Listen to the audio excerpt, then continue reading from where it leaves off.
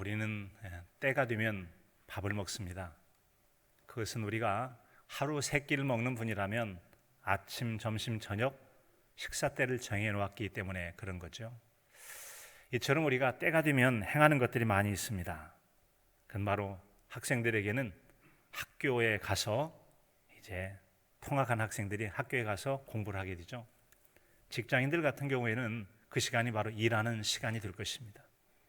개인적인 일을 하든 직장을 다니든 그건 마찬가지죠.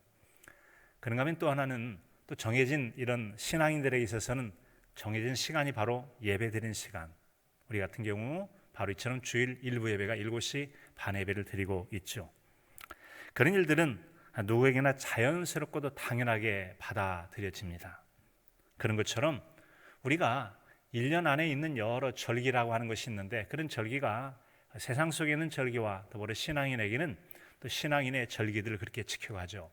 우리는 지난 주일에 가정의 달 중에 어린이 주일이라서 어린이 주일에 대한 내용을 살펴보았습니다.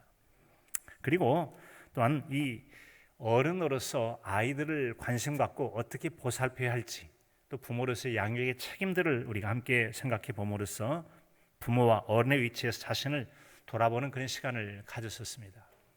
두 번째 주일 우리 어버이 주일이라고 하죠.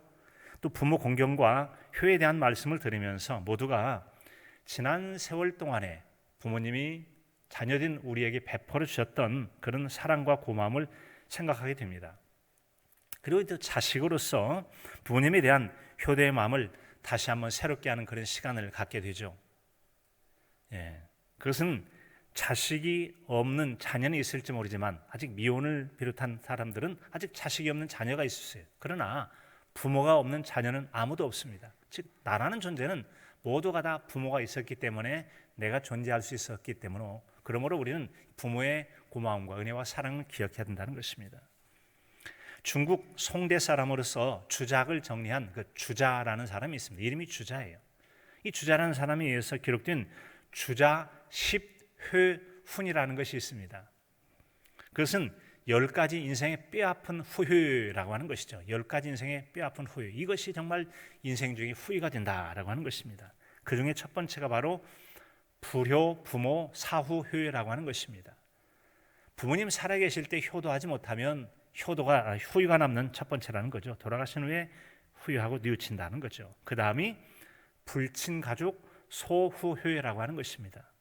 가족에게 친절하게 대하지 않으면 가족들이 멀어진 후에 후유한다. 이제 그런 내용이 쭉 있어요. 첫 번째가 바로 살아생전에 부모님에게 효도하지 못하면 부모님 사후에 많이 후유하고 뉘우치는 것이 바로 효도에 대한 내용이라는 것이죠. 이처럼 인생이라고 하는 것은 적절한 때를 놓치면 후유가 되는 일들이 참으로 많이 있습니다. 그런 점을 생각하고 교회에서는 절기 때마다 이 절기에 관련된 말씀을 전하곤 하죠. 바로 이번 주는 어버이 주일이에요. 당연히 어버이 효도, 공경에 대한 내용을 전하게 되죠. 하나님을 섬기는 우리는 부모 공경에 대한 배움을 세상에서 얻기도 합니다. 상방오륜을 비롯해서 여러 가지 세상에서 얻기도 하죠. 하지만 또한 하나님 말씀에서 얻어서 부모에게 효도를 행하도록 안내를 합니다.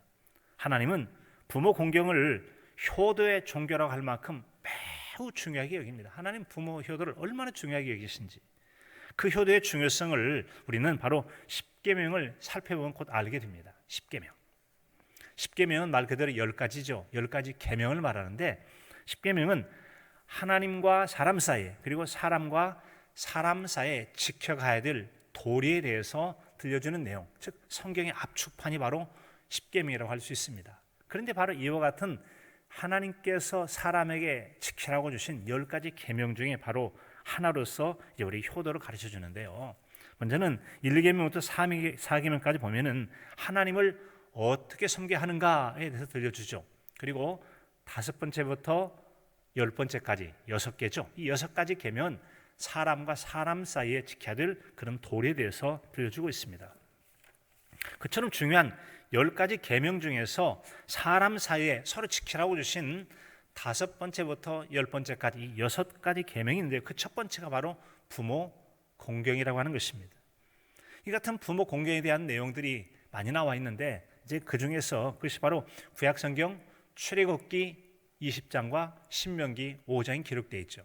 출애굽기 20장 12절에 보면 내 부모를 공경하라 그리하면 내 하나님 여호와가 내게 준 땅에서 내 생명이 길리라. 아멘. 그리고 두 번째가 바로 오늘 말씀인 신명기 5장 16절의 말씀이죠. 너는 내 하나님 여호와께서 명령한 대로 내 부모를 공경하라. 그리하면 내 하나님 여호와가 내게 준 땅에서 내 생명이 길고 복을 누리리라. 아멘. 예. 나머지 5가지 계명은 살인하지 말라, 간음하지 말라, 도둑질하지 말라, 또 내 이웃에 대하여 거짓 증거하지 말라, 내 이웃의 것을 탐내지 말라라고 말씀합니다.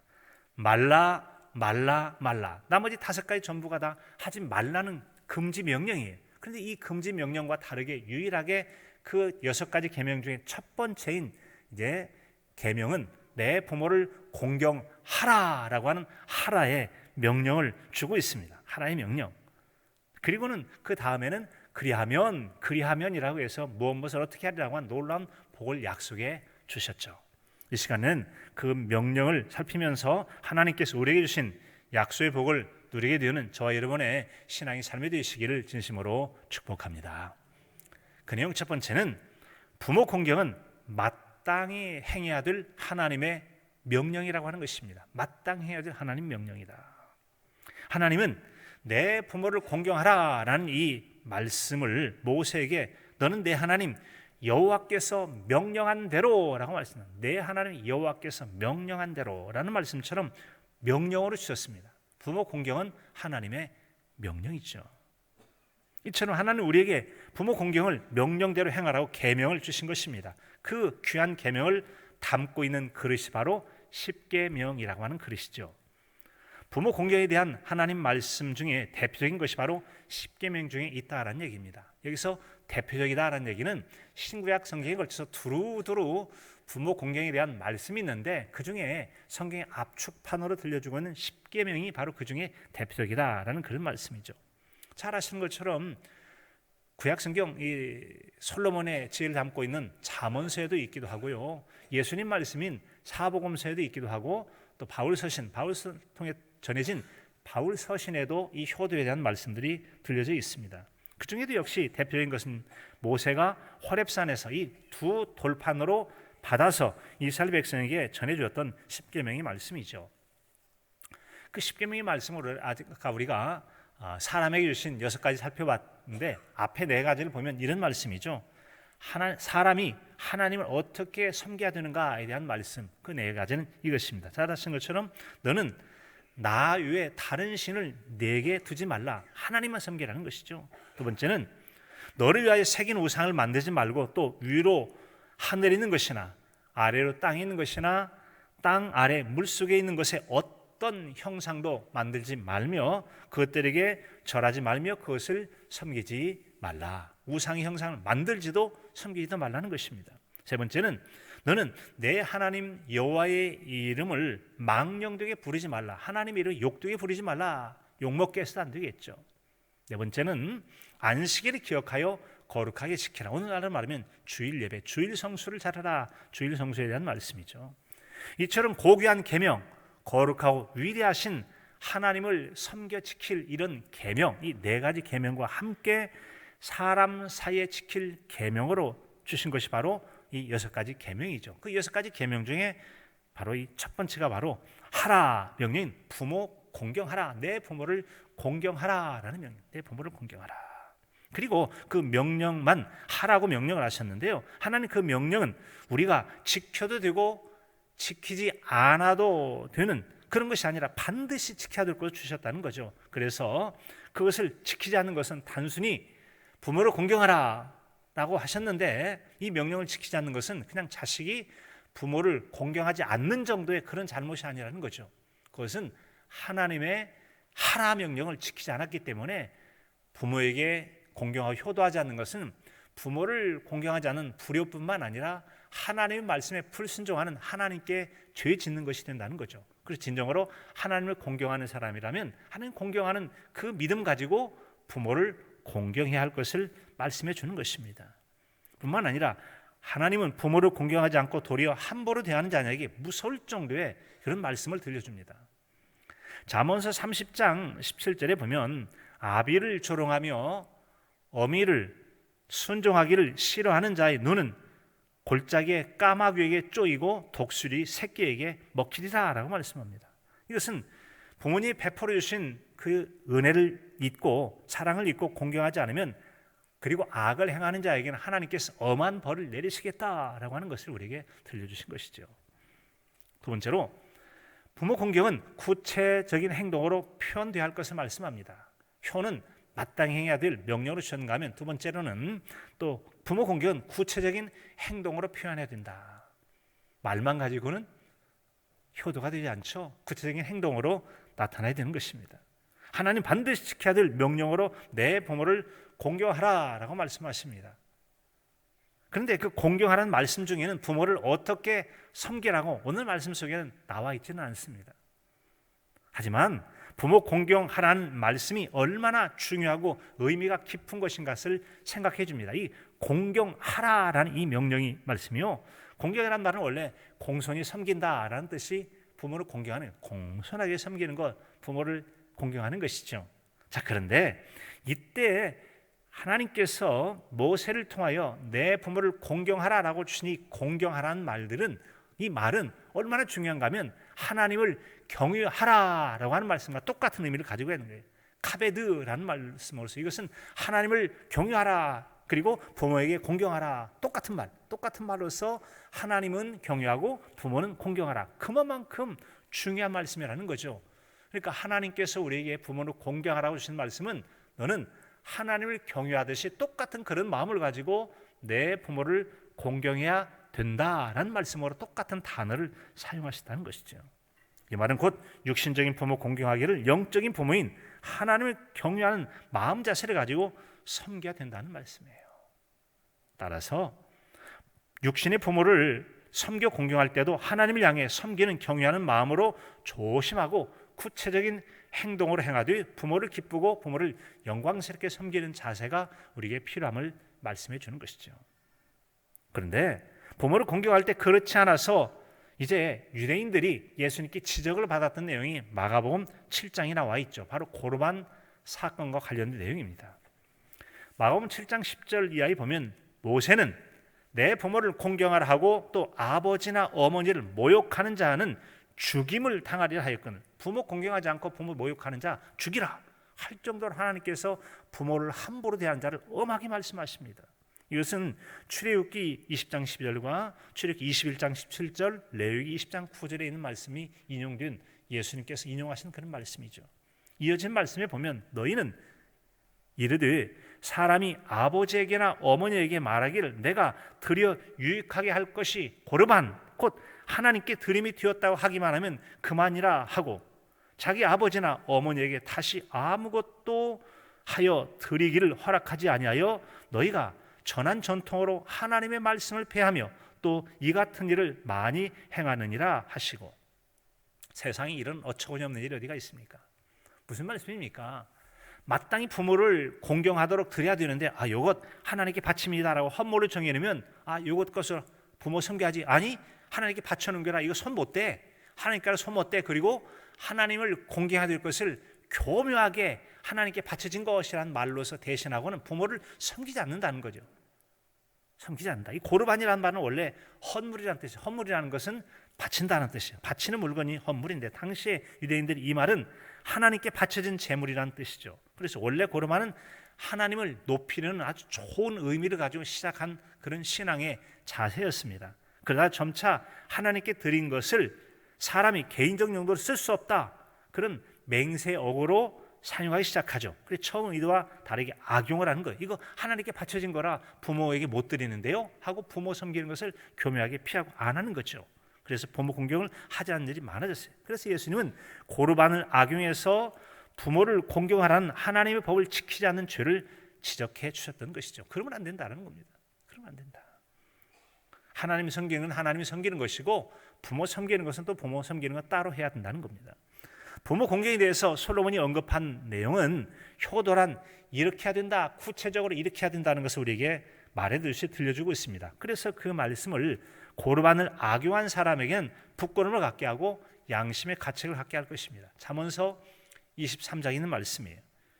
잠언 23장 22절에 보면 너 낳은 아비에게 청종하고 내 늙은 어미를 경히 여기지 말지어다. 이런 말씀이죠. 부모의 말에 잘 청종하라. 청종, 듣고 부모 말을 잘 듣고 행하라. 그리고 내 늙은 어머니를 경히 여기지 말라. 늙고 힘없다고 함부로 대하면 안 된다라는 것이죠. 안 된다. 또한 25절에 보면 내 부모를 즐겁게 하여 너 낳은 어미를 기쁘게 하라. 부모를 즐겁게 하고 기쁘게 하는 것. 아무리 나이 많이 먹어도 자녀는 부모 앞에 애에 불과하잖아요. 자녀에 불과하기 때문에 재롱을 피우든 어떻게 하든지 간에 부모의 마음을 즐겁게 해야지 근심하고 걱정을 끼쳐드리는 것, 뭐 어쩔 수 없이 연약해서 그럴 수는 있겠습니다만 우리가 할 수 있는 대로 부모를 기쁘고 즐겁게 해드리는 것, 이것이 바로 효도하는 것이다.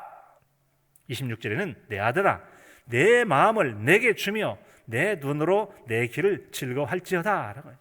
늘 자녀의 마음이 부모를 살피고 그 마음을 부모에게 두어서 부모가 행함을 본을 배워서 살아갈 것을 말씀해 주고 있는 것입니다.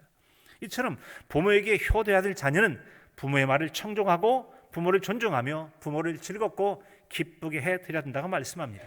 그리고 늘 부모에게 마음을 두고 부모에게 배워 행하기를 즐겨하라. 이것이 바로 효도다라고 들려주는 것입니다.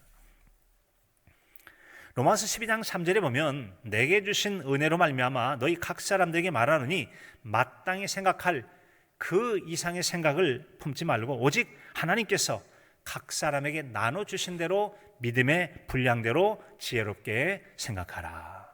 믿음의 분량대로 지혜롭게 생각하라. 하나님을 잘 섬기는 사람은 부모도 잘 섬겨야지, 그런 마음을 갖게 될 것입니다. 우리가 신앙생활을 하든 효도를 하든 행동에 앞서서 마음에 품는 생각이 바르고 중요합니다. 나쁜 생각을 품고 부모를 섬기면 그 효도가 효도답지 않죠. 부모를 공경하는 마음은 있지만 여러 가지 형편이 안 되어서 부모의 마음을 흡족하게 못한다 할지라도 마음은 제대로 갖고 하는 게 중요하죠. 그 마음의 생각이 참 중요해요. 우리가 그렇게 행한다면 하나님께 크게 기뻐하실 것입니다. 그와 같은 비슷한 기쁨을 사도 요한 사도도 말한 바가 있습니다.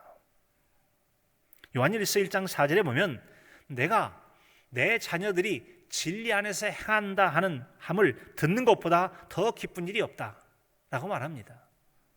요한 사도는 그를 통해 신앙의 지도를 받았던 성도들이 진리의 말씀대로 살아간다는 말씀을 전해 듣습니다. 그래?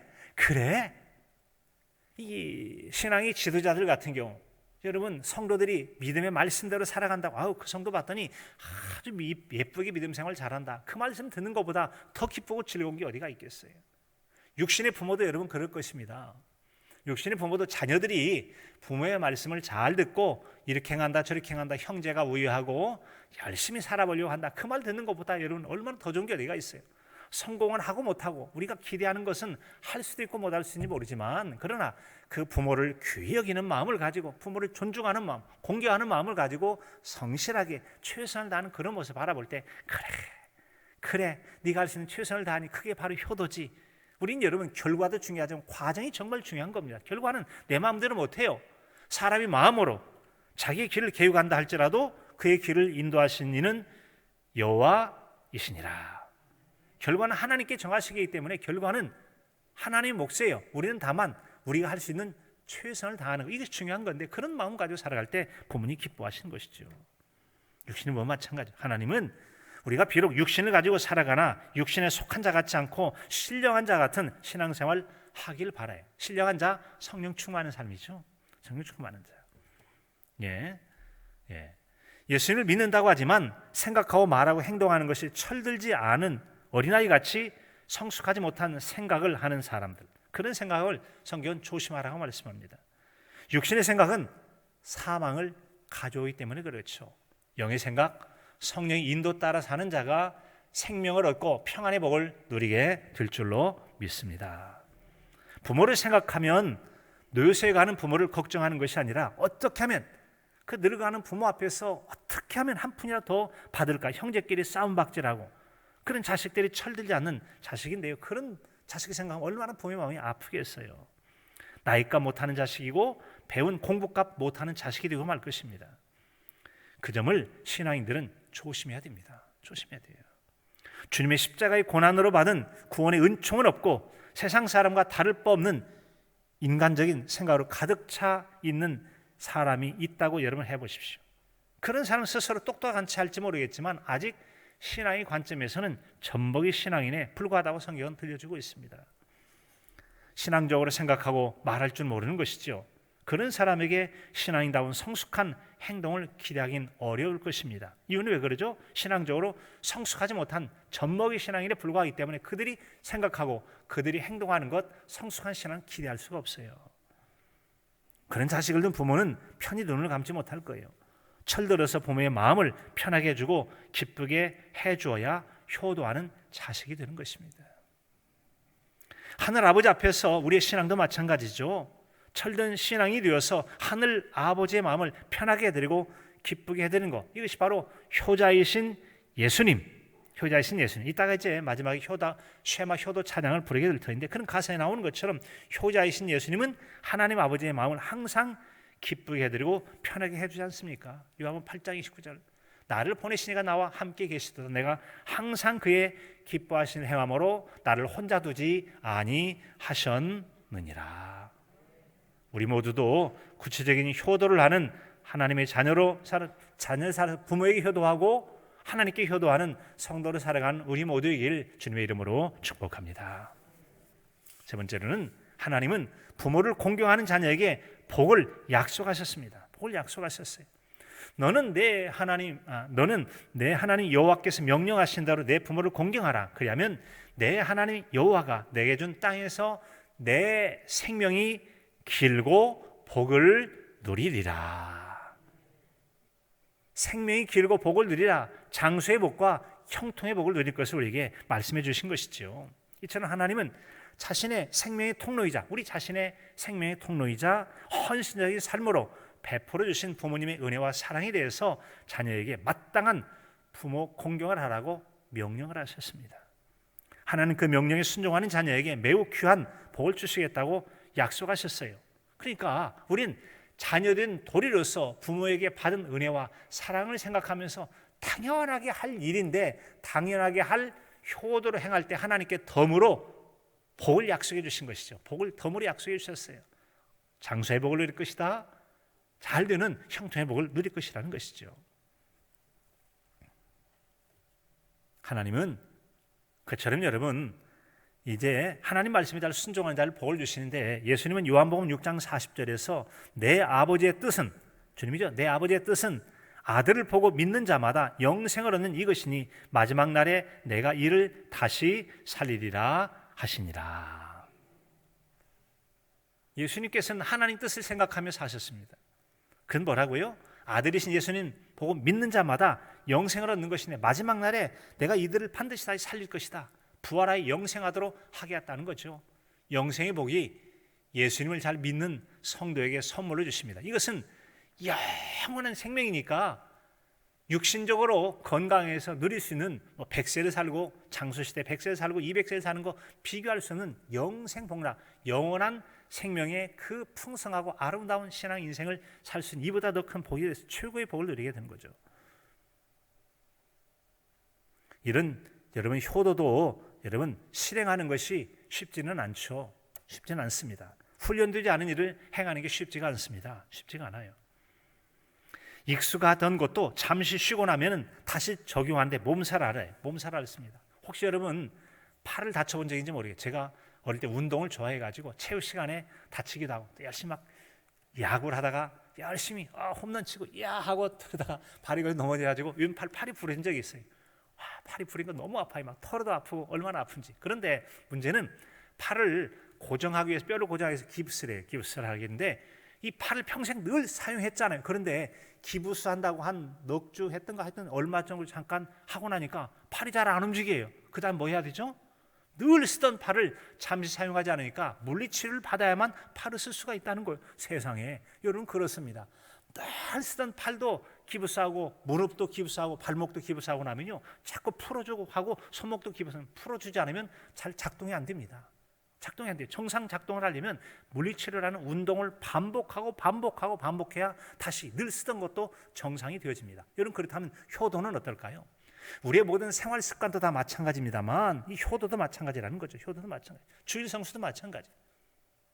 주일 성수, 우리가 여러분 늘 주일 성수, 주일 예배를 성수 거룩하게 지키는 것 목숨처럼 지켜온 성도님들 많습니다. 그런데 코로나19 때문에 일부 성도님들 가운데는 이제 가정에서 예배를 드리고 또 자녀들이 극성을 부려가면서 나가면 안 된다고, 교회에서 여러분 그렇게 뭐 코로나 전파가 되지 않지만 그래도 교회 나가면 문제될까 바깥 출입 자체는 막고, 그러기 위해서 집에만 계시라고, 집에만 계시. 그러다 보니까 교회 나오는 것이 한 번 두 번 빠지다 보니까 세상에 교회를 빠져도 안 죽네, 교회를 빠지니까 편한 것도 있네, 옷도 입지 않고 화장도 하지도 않고 머리 안 감고 그냥 부시시하고 앉아서 그 시간에 텔레비전 보듯이 영상만 보면 되네 하고, 이것이 이제 한 번 하고 두 번 하다 근 횟수로 3년, 2년 3개월 정도가 집에 앉아 있었어요.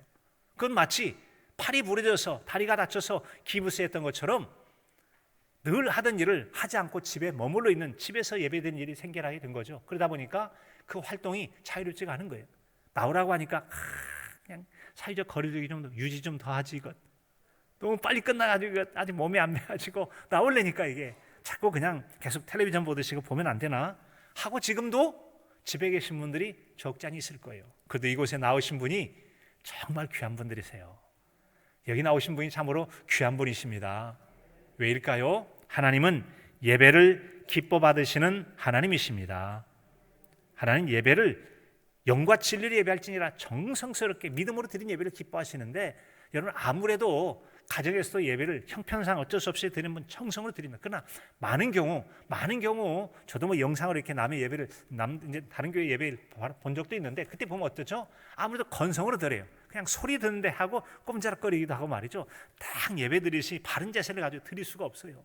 그래서 예배만을 위해서 모여진 집인 예배당만큼 정성스럽게 예배를 드리지 못하는 것이 한계가 있어요. 그래서 가정에 예배드리는 분은 갑제나 배로 열심과 정성을 하지 않으면 예배당에 나오는 것만큼 예배를 잘 드리지 못해요. 자, 여러분 이처럼 사회적 거리두기가 끝나고 법정 전염병 1급에서 2급으로 되고 밖에 나갈 때는 마스크를 안 써도 된다고 했지만, 여러분 이제 사회적 거리가 되고 식사도 여러 사람이 모여서 할 수 있게 되지만, 그래도 집에 머물던 것이 기부스한 팔들이 자유롭지 못한 것처럼 집에만 머물러 있으려고 그래요. 우리가 물리치료가 되는 것처럼 마음의 물리치료를 받아야 될 거예요. 하나님의 은혜로 영상으로 예배드리는 분들이 치유가 돼서 예배당에 나와 함께 예배드리는 날이 속히 다가올 수 있기를 진심으로 축복합니다. 우리는 이런 물리치료 과정을 지난주부터 광고를 냈을 때 우리 구역장님들께서 또 구역에 있는 권사님들께서 구역 성도들 좀 관심 가져주시기 바랍니다. 이게 이제 관심 갖고 재촉하고 또 목사들이 열심히 전화도 하고 기도도 하고 그렇습니다. 이게 바로 물리치료, 영혼의 물리치료 과정이 있어야 돼요. 그래서 당장 코로나 바이러스 끝났다고 당장 안 나오십니다. 그래도 이해해야 돼요. 이해하고 기도하고 인내하면서 그들을 잘 인도하는 거. 물리치료 한 번 했다고 바로 되나요? 안 와요. 아픈데 자꾸 조금씩 아픔이 줄어들고 그러다가 익숙해지면 그때 쓰는 것처럼 당장 안 나오는 분들이 덜어 계실지라도 그들을 너무 그렇게 재촉하는 것보다 기도하면서 또 달래고 하면서 그들이 나올 수 있도록 인도하는 시간이 필요한 것이죠. 여러분 그런 것처럼 효도도 마찬가지입니다. 효도도 마찬가지예요.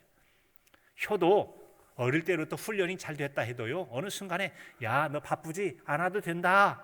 정말 잘못 가르치는 거예요. 효도 가르쳐야 됩니다. 효도 뭐 해야 된다고요? 효도를 잘 가르치시기 바랍니다.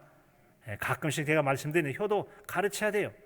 너무 그냥 부모님들이 사랑이 많으셔가지고, 사랑이 많아서 사랑이 너무 커가지고 괜찮아 안 와도 돼, 너 바쁜 줄 다 안다. 그러면요 그 자식들 어떻게 되죠? 그 팔이 기부스가 그때부터 돼. 그래서 안 가도 되는 거구나. 나 바쁜데 이번에 나 부모님 이제 바쁜데 안 가도 되잖아요. 근데 지들이 이제 먼저 안 오겠다고 얘기하기 시작해요. 그러고 나중에 안 와요. 어떻게 해야 되죠? 효도해라. 바쁜 줄 알지만 부모 섬기는 것 해야 돼. 그것도 훈련되고 해야 되니까 해야 돼. 굳어지면 못해. 팔 기부스면 안 된다고 그러더라. 오늘부터라도 하십시오. 염치 없다고 여기지 마세요. 당연한 거예요. 효도는 당연한 도리예요. 성경이 명령했잖아요. 그런데 부모님들이 자꾸 자식들이 효도하지 않는 나쁜 자식을 만들어요. 누가 가르친다고요? 부모가 잘못 가르치는 경우가 많아요. 자식들이 오라. 부모의 특별한 날, 부모에게 생신날이 됐든 연사일정이 된다면 부모님 그런 결혼 기념일이 됐든 찾아와서 인사를 하고 작은 선물도 하나 가져와라 하라고 하는 게 필요합니다. 여러분, 효도를 가르치시기 바랍니다. 효도를 가르치시기 바랍니다. 자식들이 굳어서 마음이 병들도록 하는 것은 부모 책임이 잘못한 겁니다. 성경이 명령했고 복받으라고 하는데 복받게 하려면 효도를 가르쳐야 되죠. 자식이 복받게 하려면 효도를 가르쳐야 돼요. 효도를 가르치시기 바랍니다. 그래 자식이 복을 받죠. 성경의 명령이에요. 성경의 명령이에요. 효도는 흉내만 내도 유익하다는 말 있잖아요. 옛날 이런 이야기 있습니다. 조선시대, 바로 우리 지금 대한민국에 있는 조선시대 있잖아요. 조선시대 어느 임금님이 한양, 올라오는 서울이죠. 서울 떠나서 개성, 이제 북한 쪽으로 올라가는 개성에 방문한 적이 있답니다. 근데 개성에 오랫동안 병석에 누워 계신 한 어머니가 계신데 그 어머니의 소원 가운데 하나는 내가 임금님의 용안, 임금님 얼굴 한번 쳐다봤으면 좋겠다. 요즘 같은 경우는 텔레비전에 여러분 뉴스로 나오니까 볼 수 있겠는데 그 당시는 뭐 직접 보지 않으면 못 보니까 내 평생이 죽기 전에 임금님 얼굴이 어떻게 생긴지 얼굴 한번 보시면 좋겠다. 그래서 그 아들은 언젠가 임금님이 개성에 오실까 오매불망 기다리고 있는데 개성 가까운 곳에 오신다는 말씀을 들어요. 그래서 50리의 길, 약 20km나 되는 길을 어머니를 얻고 가서 임금님이 지나갈 때 계속 서 있는 거예요. 다른 사람들 성은이 만극하면서 엎드렸는데 그 아들은 엎드리지도 않고 어머니 보세요, 어머니 보세요 이렇게 해가지고 계속 서 있는 거예요. 나중에 궁중에서 그 아들을 불러드립니다. 아니, 임금님이 지나가는데 엎드리지 않고 계속 뻣뻣이 서 있더라 이거지? 라고 이제 너 어찌해서 이렇게 서 있었느냐라고 이제 불러드렸습니다. 당연히 벌 받을 자죠. 그런데 임금님이 딱 듣고 보니까 저희 어머니께서 연로하셨는데 평생 소원이 어쨌든 임금님의 얼굴 한번 용안을 한번 보기를 원하셔서 마음껏 보시도록 제가 고개를 숙이면 못 보지 않습니까? 그래서 숙이면 못 보기 때문에 마음껏 보시라고 이렇게 서서 있었습니다. 아니 그러니까 네가 효도하는 마음으로 내게 벌 받을 걸 각오하고도 어머님에게 효도하려고 그렇게 서서 내 얼굴을 보게 만들었다 이거지. 하하, 이야말로 진짜 효자로구나 라고 생각을 하고 말이죠. 그 아들에게 상을 내렸다는 거 아니겠어요? 상을 내렸대요. 뭘 내려요? 상을 냈대요. 금 100냥하고 쌀 한 섬을 주어서 상을 베풀었다라는 그런 이야기가 있습니다. 그런데 또 항상 그 흉내내고 싶은 사람이 있잖아요. 그 동네에 부모의 효도는 안 하는데 금 100냥하고 쌀이 욕심이 났던 또 부르자식이 하나가 있어요.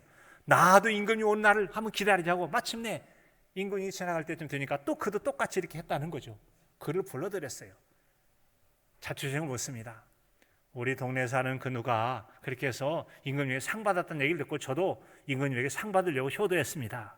그때 신하들이 얘기합니다. 동네에서 다 소문이 아주 악동이라는 소문이 났어요. 부모에게 말 안 듣고 못된 자식. 그래서 자초지종을 딱 얘기했어요. 이 자식은 말이죠. 그 자식이라는 게 아들이 얘기하는 거예요. 이 자식은 말이죠. 아주 망난입니다. 그런데 부모를 공경하려고 하는 것이 아니라 임금님의 그 선물이 욕심나서 그런 겁니다. 상 주면 안 됩니다. 벌 줘야 됩니다. 그랬더니 임금님이 그렇게 얘기했다는 거 아니겠어요? 효도는 흉내만 내도 좋으니까 이전에 그 아들처럼 이에게도 상을 베풀라라고 그랬다. 그때 감동을 받아가지고 이 아들이 변해서 진짜 효도가 됐다는 얘기가 있어요. 효도가 됐다. 효도가 아니라 효자가 됐다는 얘기가 있습니다. 우리나라의 효는 유명하죠. 백행지보는 효라는 말이 있습니다. 모든 행동의 근본은 효다. 효다. 고종 황제의 밀사 역할을 했던 미국인 헐버트라고 하는 분이 있는데 이분은 세상에서 관습적인 노인 복제가 가장 완벽하게 된 나라는 조선, 대한민국이라고 그랬어요. 조선이다.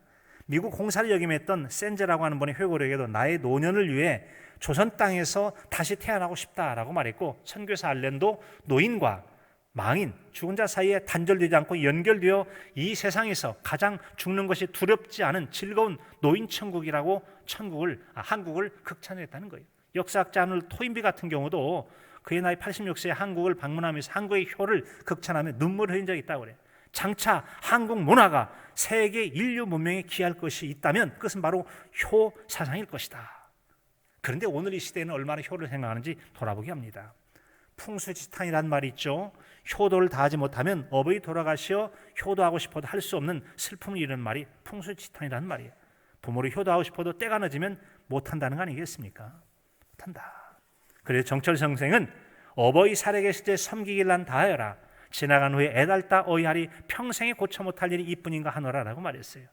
많은 경우에 과거의 일을 잘못하고 후회하면 돌이켜서 새로 살 수가 있습니다. 하지만 효도는 그렇지 못해요. 돌아가신다면 효도에도 할 수가 없다는 거죠. 늦어지지 않도록 부모님을 향한 공경하는 마음을 구체적인 효로 행하되 부모가 별세하신 후에라도 마음으로 화해하고 공경하는 마음으로 형제 우애하고 사랑하고 또한 육신의 부모에게 다하지 못한 효를 하늘아버지께 효도한다면 육신의 부모를 섬겨 복을 받고 하늘아버지 섬겨 약속의 복을 누리게 되는 우리가 될 줄로 믿습니다. 그런 약속의 풍성한 저와 여러분의 삶이 되시기를 간절함으로 축복합니다. 하나님